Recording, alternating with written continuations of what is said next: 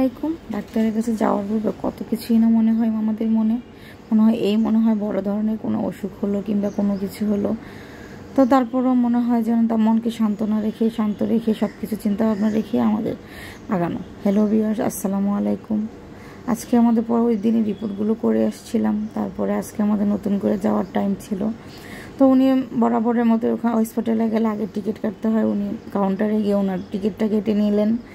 তো আমি ওনার সাথে বসেছিলাম আর ওয়েটিং করতেছিলাম। ওনার টিকিট কাটা শেষ হলে আমরা ডাক্তারের ওয়েটিং রুমে চলে যাব। ডাক্তারের ওয়েটিং রুমে প্রায় আমরা কাটা শেষ, আমরাও ডাক্তারের ওয়েটিং রুমে চলে আসতেছি। তো ডাক্তারের ওয়েটিং রুমে বসে আছি, কখন ডাক্তার কল করবে। ডাক্তার কল করার পর আমরা জানতে পারবো সব কিছু কী অবস্থা, ওনার শারীরিক কন্ডিশন কেমন, ভালো আছে কি না।